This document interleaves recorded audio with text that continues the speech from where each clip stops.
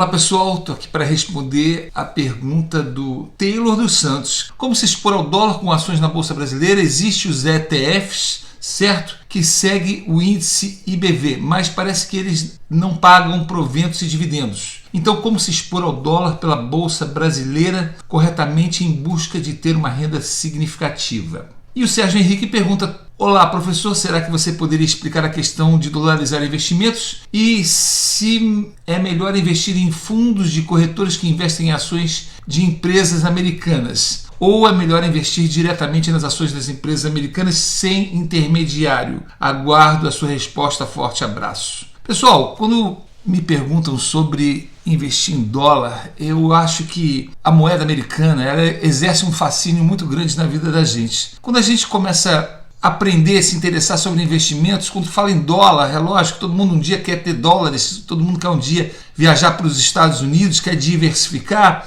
mas eu acho que existe uma ordem nos investimentos, né? Dólar não é investimento, tá? Dólar é uma moeda. Então, quando você pergunta assim, quem deve investir em dólar? Em primeiro lugar, eu não considero um investimento, tá? A gente deve comprar dólar quando a gente vai viajar, a gente deve comprar dólar quando a gente tem um filho no exterior que está estudando, vai precisar, ou você, como no meu caso, moro nos Estados Unidos, eu preciso ter dólar aqui, né? Da mesma maneira que eu preciso ter reais quando estou no Brasil, então eu tenho que comprar dólar. Mas dólar não é um investimento porque o dólar não rende, não tem renda, não paga proventos, não paga dividendos, não paga juros. E outra coisa, o dólar oscila. Eu me lembro, em 2012, quando eu vim aos Estados Unidos, que o dólar era $1 para 1,6 reais. Ou seja, era quase igual. Hoje o dólar é 5. Então, quando você pergunta, devo me dolarizar, como você falou aqui, devo me expor em dólar em ações da Bolsa de Valores brasileira? Olha, no Guia de Ações,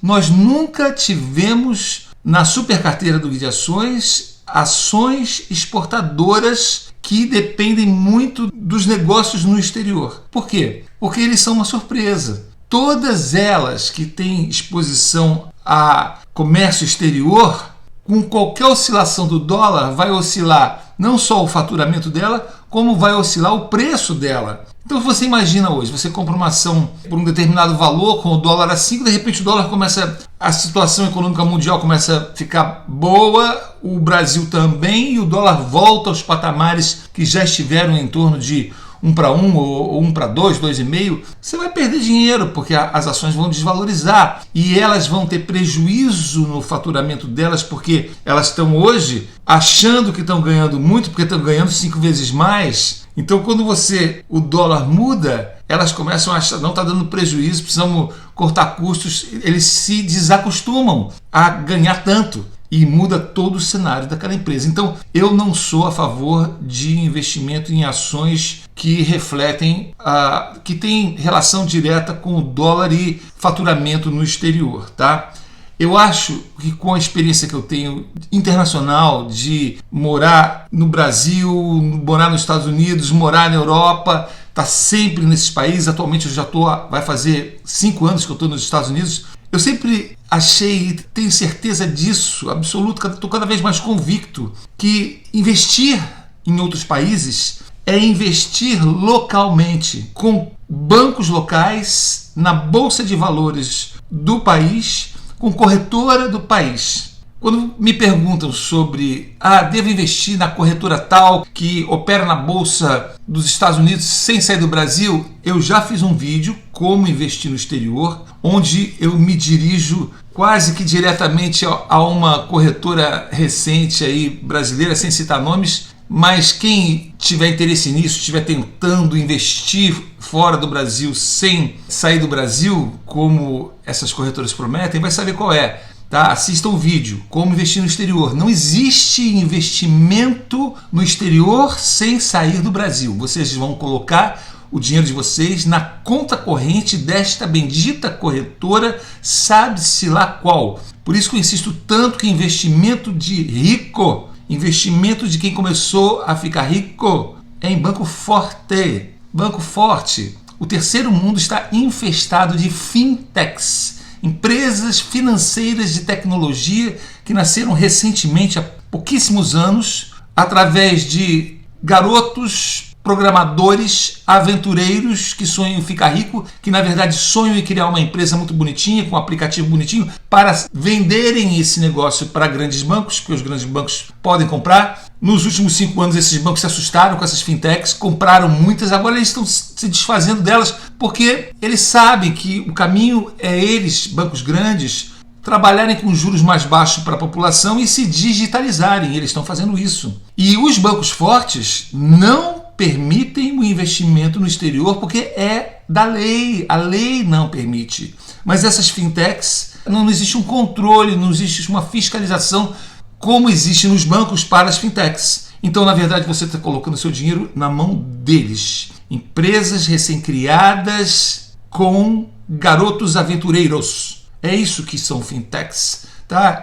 Os famosos meninos da Faria Lima, esses meninos que resolveram criar grandes negócios para vender esses negócios para bancos. Essa é a realidade, pessoal. Gostem eles do que eu falo ou não gostem. Eu não vou colocar milhões numa fintech, eu vou colocar num banco sólido e forte que tem endereço, por mais que eles estejam fechando as agências deles, porque tem que enxugar custo por causa da competitividade. Eles são os bancos fortes que têm lastro, que estão no mercado há décadas, que têm capital de giro, que tem lastro financeiro. Essas fintechs não têm lastro financeiro nenhum, para quebrar da noite para o dia quebram.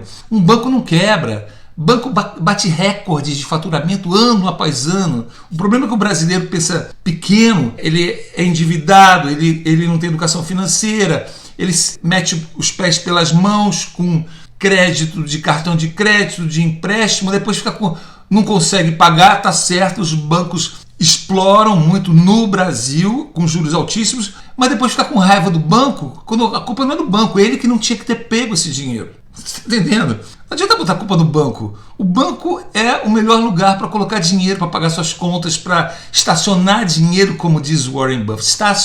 Banco só serve para estacionar dinheiro, mas você tem que estacionar e usar a corretora do banco forte para investir na bolsa. Porque o risco da corretora quebrar é infinitamente menor do que uma corretora fintech. Então você está muito mais seguro. Aí o pessoal vem me falar, mas se a corretora quebrar, está garantido que está lá na bolsa. Meus queridos, a prática não é essa. Existe uma coisa chamada transferência de custódia. Tudo bem, você pode transferir de uma corretora para outra. Isso é a coisa mais fácil de se fazer. Mas corretora falida, quebrada, não atende nem o telefone para transferir a custódia da corretora que quebrou, que você quer sair, para ir para uma outra, e aí você vai querer ir para o banco grande. Então eu que dou aula para muitas pessoas, eu estou cansado de ver histórias como essa. Professor, mas não disseram que está garantido, não estou conseguindo receber, já pus advogado, já fiz tudo e não consigo. Então para que vai se expor ao risco de... Olha pessoal, vocês têm que entender uma coisa. Investidor de bolsa de valores, investidor de verdade, ele tem um princípio. Só investe em empresas que têm histórico de serem boas pagadoras de proventos. Empresas que estão aí no mercado já há muitos anos, que pagam proventos, que seus investidores estão acostumados a receber aquilo. Uma empresa que de repente sobe que nem um foguete, todo mundo fala, olha, subiu 400% em um ano. Ela cai que nem um cometa, porque elas é propaganda, é publicidade, é um monte de coisas que elas fazem. Empresa boa, tem histórico. E esse princípio deve ser levado da mesma forma para as corretoras. Corretora tem que ter histórico, não é corretora que foi lançada há menos de 5 anos para cá, nem que há 10 anos para cá, quando começou essa febre da internet. Você tem que entrar em corretora de grande banco, que tem um nome. Aí me pergunta, o que é grande banco? Eu não posso ficar citando o nome aqui, porque eu me comprometo, e eu não sou patrocinado por ninguém, graças a Deus. Mas grande banco é aquele que seu pai, sua mãe, sua avó investia, que está no mercado há anos, que tem endereço, que você vê lá a agência, é banco, certo? E que tem décadas no mercado. Então, quando você fala em investimento em dólar, você fala, investir em moeda é investimento? Não, moeda não rende nada. Moeda é para quando você vai viajar, você transita de um país para o outro. Aí um de vocês cita o BDR. BDR é a mesma coisa, pessoal. É um papel, um título emitido por uma empresa americana cuja instituição brasileira fica detentora daquele papel e ela comercializa aquele papel como se fosse uma ação, tá? Como se fosse, mas não é. BDR você vai pagar taxa de administração, você não vai... Eu não vou nem falar sobre BDR aqui, olha, assistam BDR. BDR não é investimento em Bolsa de Valores americana, é uma finge que é. Olha, quando falo investimento em dólar, eu costumo lembrar, quando eu era adolescente, eu tive namoradas no exterior, né? Você acha que está namorando com alguém porque você fala com ela todo dia, ela mora lá, você não, esse ano ela vai estudar lá e vocês namoram online, mas vocês não namoram mesmo. Vocês não namoram mesmo, entendeu? Não tem o contato, não tem aquele, né, a química, não tem nada disso. Então, investir em ações no exterior, que o dinheiro está em nome da corretora e ela diz que vai investir lá, você não está investindo. Quem deve investir em ações no exterior? Quem já tem um capital tal e uma experiência tal em investimentos em Bolsa de Valores brasileira que lhe permite voar, viajar para o exterior e começar a respirar a cultura do novo país, porque você investir em uma empresa no exterior, você tem que conhecer um pouquinho da cultura, como é que funciona isso daqui, e operar através de instituições financeiras confiáveis daquele país. Então, quer investir no exterior? Faça seu primeiro milhãozinho no Brasil e aí você pensa em vir aqui, e foi assim que eu fiz. Numa primeira viagem que eu tinha vindo, eu não tinha nem muito investimento em Bolsa do Brasil, eu já tive a preocupação de quando vim abrir conta no banco, abrir conta em corretora e começar a estudar. E aí já ficou mais fácil. Então lá do Brasil eu já conseguia enviar dinheiro para minha conta corrente e comecei a operar. Foi assim que eu comecei a aprender. Mas eu vim aqui, eu não entreguei meu dinheiro para instituições financeiras recém-criadas no Brasil que pegam o meu dinheiro dizendo que você vai investir no exterior sem sair do Brasil. Isso é conversa, pessoal. Então tá cheio por aí. BDR é a mesma coisa. Fundos cambiais, contratos futuros, mini contratos, tudo isso é ficção financeira, pessoal. Ficção financeira. Eu tenho um vídeo chamado Ficção Financeira, que quando eu fiz, eu falava de produtos bancários, tá? LCI, LCA, CDB, essas sopa de letrinhas que eu chamo, né? Mas o que é o ETF? Quando os bancos começaram a perceber que as pessoas estavam indo para a bolsa, se interessando por bolsa, eles falaram assim: vamos criar um fundo de investimento de ações da bolsa para vender para essa turma, para eles pensarem que eles estão investindo em bolsa. Então é a mesma coisa da ilusão de namorar pela internet ou de achar que está investindo no exterior sem sair do Brasil. ETF é a mesma coisa. E aí começa aquela ficção. Eles inventam no papel um monte de coisas para vender para os clientes. E a turma preguiçosa, porque quem vai para esse tipo de investimento são pessoas que têm dinheiro, são pessoas ricas, são pessoas que têm posse, mas são preguiçosas de aprender a como investir na bolsa e não sabem quão fácil é administrar a própria carteira de investimentos na Bolsa de Valores.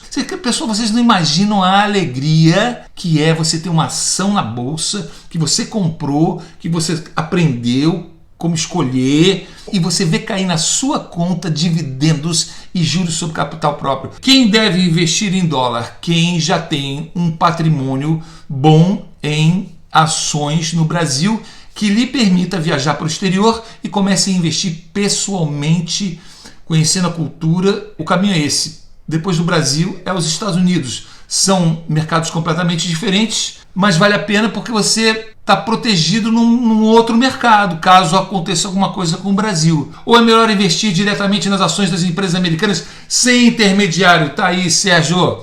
Você respondeu a pergunta. O melhor é investir diretamente nas ações de empresas americanas sem intermediário.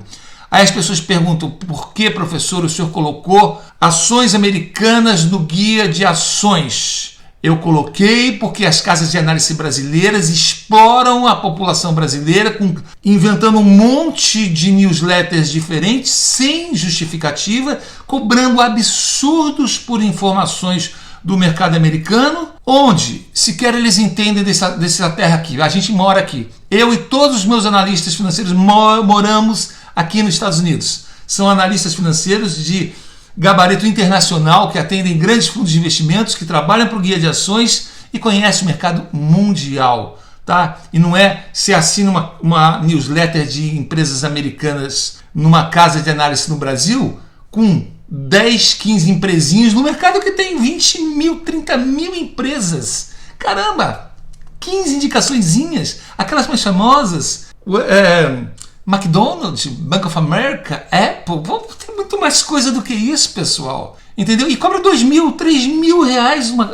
O guia de ações cobra, sei lá, 36 reais por mês. Tem tudo, tem fundos imobiliários, tem small caps, está tudo lá. Não há necessidade de explorar a população. O que a gente cobra, a gente trabalha tranquilamente, consegue pagar pelo nosso trabalho e está todo mundo satisfeito. Então, pessoal, investir nos Estados Unidos é pegar um avião e vir para cá. Tá bom? Espero encontrar com vocês. Todos os meus alunos do curso Como Enriquecer na Bolsa sabem que ao fazer o primeiro milhão tem que pagar o meu almoço aqui nos Estados Unidos e vários já vieram. Espero encontrar com muitos de vocês ainda e Deus abençoe a todos. Tchau, tchau.